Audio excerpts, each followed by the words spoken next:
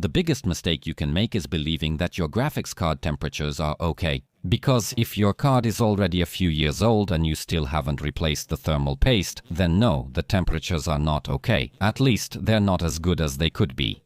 And when it comes to undervolting, of course it helps. You've seen a lot of videos about it. But undervolting alone won't save your card from overheating. And since I got my hands on an overheating patient in the Founders Edition version, I'll show you how to take it apart and explain why. The regular thermal paste goes in the trash in favor of phase change material, which absolutely works wonders in lowering temperatures. A quick insert and we're off. You can watch this material thanks to the support of the GVGMO platform. If you're still struggling with that annoying activation reminder, go ahead and visit the link in the description right now. You'll receive the purchase key within a few minutes, and all you have to do is paste it into the activation settings. This will not only legalize your version of the system, but also allow you to upgrade to Windows 11 without any issues. You can activate and assign the Office package to your account just as easily, and with the code TMHD, you'll get an additional 20% discount, which during various holidays and events can increase to 30%. Stop overpaying and visit the website now. As you can see, I have a lot of thermal pastes on the table here, but the problem is that all these tubes are only good as props now. The problem with every thermal paste, even the most expensive one, is that over time the paste dries out. And because the card keeps heating up and cooling down, the paste is physically pushed out from under the core. This is the so-called pump-out effect, and the whole nightmare of taking the hardware apart has to be repeated all over again. And now the question is, why bother? Since you have access to phase-changing internet, what am I holding here? This is the amazing PTM 7950.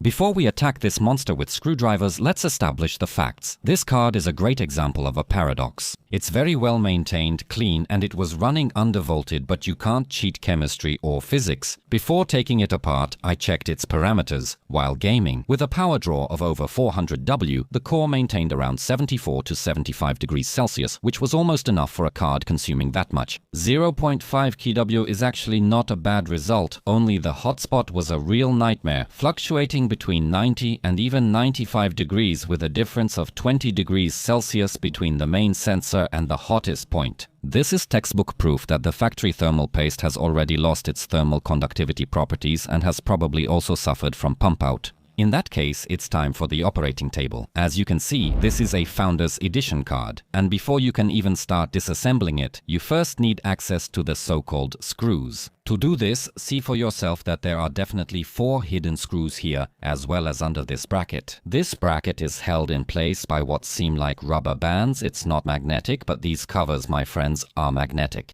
To remove them, absolutely do not pry here with any screwdriver or anything like that. Use any kind of tape, like electrical tape. You do it like this. There you go. The first one is taken out nicely. The second one we remove like this and we get rid of it. However, to lift this element, of course we need to use a plastic spatula. I'll leave links to all the necessary tools in the description. As you can see, here I have this plastic tool, and with its help it's very easy to take this out. You see, something like this comes out. Here we reveal another 4 screws. To unscrew the first 4 screws of the backplate, we need a small Torx screwdriver. The next 4 screws are standard Phillips screws. Now we gently lift the backplate. Remember, don't pull with force. First of all, you can never be 100% sure if there's a wire hidden underneath. Manufacturers like to change such details depending on the card revision. Secondly, what's causing resistance here are the thermal pads. They don't need force, just time to slowly let go. And here's a little surprise. You see how narrow these thermal pads are. That's because the TI version is quite different from the regular RTX 3090. In the regular 3090, the memory chips on the back could reach up to 105 or even 110 degrees, causing a sharp drop in clock speeds. In the TI model, this problem has been solved, although the card's energy efficiency is a topic for a completely separate discussion. These pads here only absorb heat from the reverse side of other components on the printed circuit board. They're soft, fluffy, and don't look worn out at all. If you're doing this for yourself, replacing them isn't necessary. However, I'm performing a full service at the client's request, so brand new ones will go in here. However, before you start unscrewing anything else, locate all the cables that need to be disconnected. We start here with the flat multi-core ribbon cable at the top of the card, right next to the NVLink connector.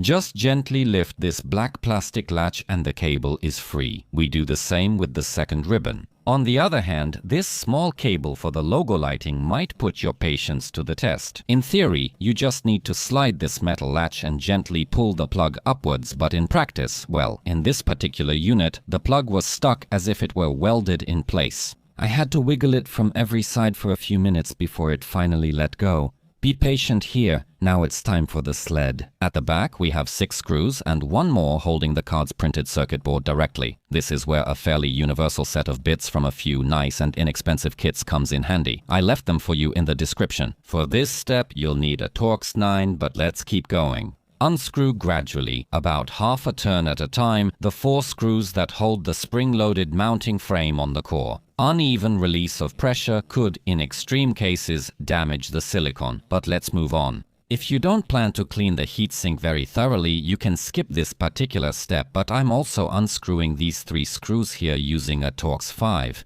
Now be careful, be super cautious. Old thermal pads and dried thermal paste can really stick when you're separating the card from the cooler, so be very careful. Once you free it, you can see how small the printed circuit board is compared to the cooler itself. But look at this mess. The thermal paste is literally slapped on carelessly. Pay attention to this metal frame around the core. It's supposed to prevent the cooler from tilting and protect against the paste spilling onto the electronics, but here we see a big blob of paste. It's sitting right in the middle of it, in a card that costs around 12 or 13,000 zlotys. Such carelessness is just absurd. Theoretically, it's only micrometers, but even such a minimal lift of the heatsink means that part of the core is literally hanging in the air, and the lack of even pressure leads to uneven heat dissipation. A hotspot delta that's too high compared to the rest of the silicon is a straight path to frying the card. If you think NVIDIA deserves a slap on the wrist for such pathology in the premium segment, leave a like under the video and leave a comment for the reach, for which I thank you in advance. But we're not here to complain, we're here to fix all of this, so let's get to work.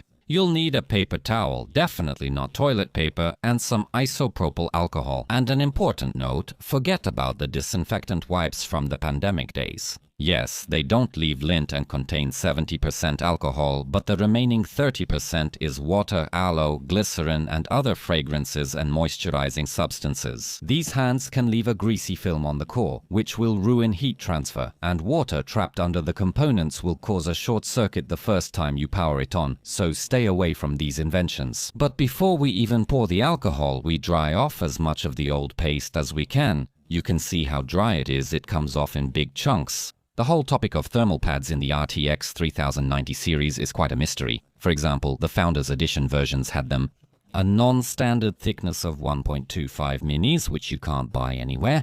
If they're too thin, they'll fry the memory, too thick, and they'll push the heatsink off the core, which is also bad. So don't just trust everything you read on forums. Manufacturers can also change these things during production, so always check with a caliper. 2mm pads were factory installed here, but they're very soft where they've bent away from the memory chips. I see 1.5mm, I check it in several places on the old pads, and indeed with the caliper set to 1.5mm and in the compressed spots, it starts to give a little resistance. So we have our measurement. After removing the old pads from the heatsink, we finally get elegant access to the fans from both sides. To clean them really thoroughly, you can unscrew these 4 screws between the blades. We lift the fan, being very careful with the ribbon underneath, and we get perfect access to the space between the heatsink fins. When cleaning all of this, use anti-static brushes or small paint brushes.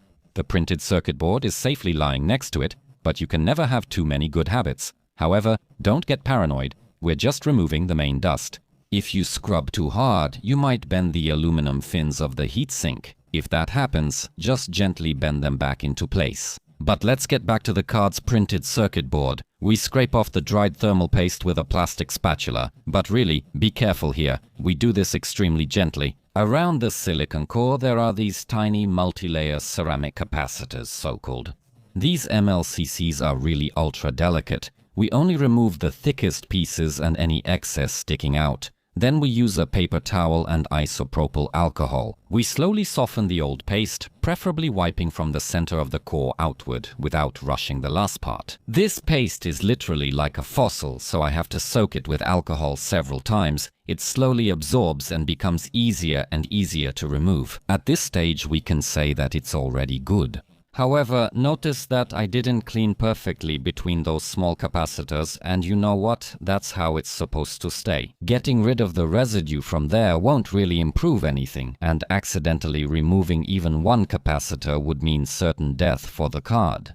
The risk is huge and the benefit is zero, so we can leave it like that. Now it's time to cut and place the thermal pads. I've shown this many times in previous service videos, so I won't dwell on it here, but if you want, feel free to visit my website where you can watch all of this in detail again. The link is in the top right corner.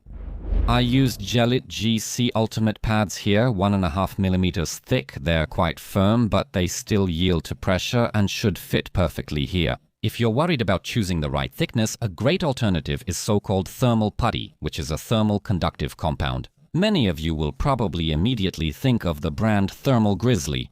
Yes, they're everywhere, but you pay a hefty logo tax there for a product that's just okay. There are cheaper and better alternatives on the market, but be careful. Some of them stretch like chewing gum stuck to jeans and make any cleaning a real nightmare. If you need good thermal putty, check the description below the video. I've left a list of proven, excellent compounds there that are great to work with. And now, the most important part. Instead of thermal paste, I'm applying PTM 7950 phase change material to the core, which I've already cut to size. And yes, you guessed it, you'll find the link to it in the description as well. As for cutting it, it's better if it sticks out slightly beyond the edge of the chip than if there's not enough of it. The fitting is done, it looks good, but before we stick it on, we do a final wipe of the core with alcohol to remove any dust particles that may have settled from the air. We remove the protective film from one side of the cut PTM sheet and position it on the processor. It's not the easiest operation, but we've got it. The entire core is nicely covered. It's worth gently massaging it with your finger over the surface now. This will help remove any air bubbles and minimize the risk of tearing the sheet when removing the top film. After this step, we can remove the protective film from all the previously applied thermal pads. And most importantly, at the end, the top film from Mr. M. Absolutely do not forget about it. Thanks to the earlier massaging, as you can see, it came off almost perfectly. Sometimes it happens that the gray material tears or gets a bit ragged, but there's no need to panic. Under the influence of temperature, when the card is under load, the PTM will melt anyway and should perfectly fill in all the gaps. Right before assembling the sandwich, I wipe the heatsink with alcohol one more time. When bringing the card closer, be careful with those 3 wires we disconnected at the beginning. They tend to sneak under the board in a tricky way. Slowly and precisely lower the printed circuit board, aiming for the heatsink threads. Now the whole process happens in reverse order, so we screw down the spring-loaded frame onto the core, gently catching it on one thread, then the screw on the diagonal, and tighten literally a few turns per corner.